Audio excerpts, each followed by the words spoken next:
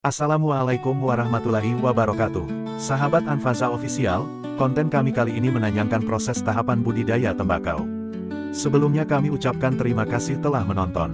Jika Anda menyukai video ini, mohon kepada sahabat semua untuk bantu subscribe, like and share video, semoga kebaikan sahabat Allah balas dengan kebaikan lainnya. Tembakau merupakan kelompok tumbuhan dari genus Nicotiana yang daunnya biasa digunakan sebagai bahan baku pembuatan rokok. Kata tembakau adalah serapan dari kata tobacco dari bahasa Spanyol. Tembakau menjadi salah satu komoditas perkebunan unggulan di Indonesia. Tanaman yang banyak dimanfaatkan pada bagian daunnya ini memiliki banyak manfaat bagi kehidupan sehari-hari. Mulai dari diolah menjadi rokok, pestisida, kosmetik, biofuel, obat-obatan, dan banyak lainnya. Tingginya permintaan tembakau di pasaran membuat beberapa orang tertarik menggeluti bisnis budidaya tembakau.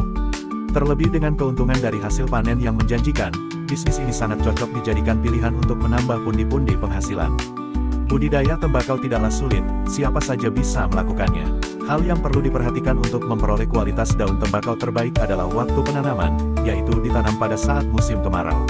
Siapkan bibit tembakau dari benih yang bermutu dari varietas unggul yang sudah berusia minimal 35 hari.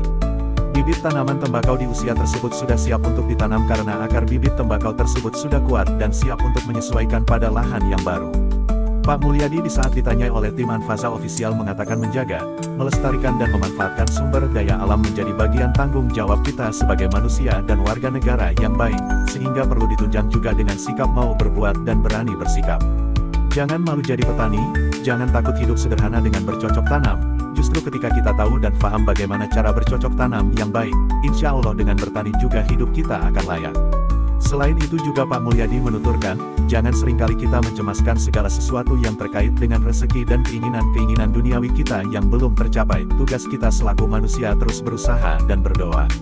Dalam usaha budidaya tembakau, tahapan pertama yang perlu kita siapkan adalah bibit tembakau dari benih yang bermutu dari varietas unggul.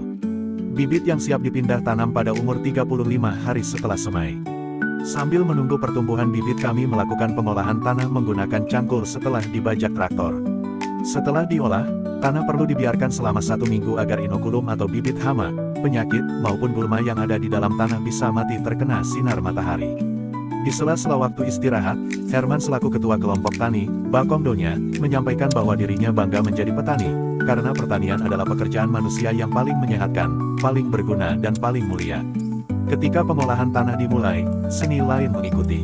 Oleh karena itu, para petani adalah pendiri peradaban manusia.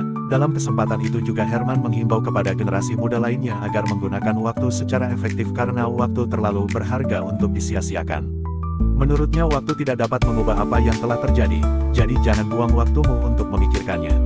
Lanjutkan, lepaskan dan selesaikan. Mari sama-sama kita bergerak untuk bertani, jangan malu menjadi petani. Jika Anda menggelitik bumi dengan cangkul, dia akan tertawa dengan panen. Setelah menunggu beberapa hari untuk penyerapan unsur hara dari pupuk dalam tanah, barulah kami menanam bibit tembakau yang sudah siap dipindah tanam. Agar tanaman tumbuh subur, mendapatkan hasil daun yang lebar dan tebal kami melakukan pemupukan 2 minggu sekali. Pada umur tanaman 35 HST, kami melakukan perawatan yaitu pembersihan tanaman liar atau gulma karena menjadi pengganggu pertumbuhan tanaman tembakau, bahkan dapat menyebabkan penurunan produktivitas. Untuk itu, petani jangan mengabaikan keberadaan gulma. Pengendalian pertumbuhan sangat gulma perlu dilakukan. Penyiangan gulma merupakan salah satu kegiatan perawatan yang penting. Sebab, kehadiran gulma ini tidak hanya menjadi pesaing dalam perebutan nutrisi dan sinar matahari, tapi juga bisa menjadi salah satu sebab adanya kehadiran OPT atau organisme pengganggu tumbuhan. Dalam video kali ini kami menyimpulkan bahwa, proses budidaya tembakau adalah perjalanan yang memerlukan perhatian terus-menerus dari petani. Pentingnya perawatan yang tepat selama pertumbuhan tanaman tidak boleh diabaikan, karena hal ini berdampak langsung pada kualitas dan kuantitas hasil panen. Dengan pemahaman yang mendalam tentang proses budidaya tembakau dan penerapan praktik perawatan yang berkelanjutan, petani dapat memastikan produksi tembakau yang berkualitas dan berkelanjutan, memenuhi permintaan industri rokok maupun industri lainnya tanpa mengorbankan lingkungan sekitar. Sampai jumpa di konten berikutnya.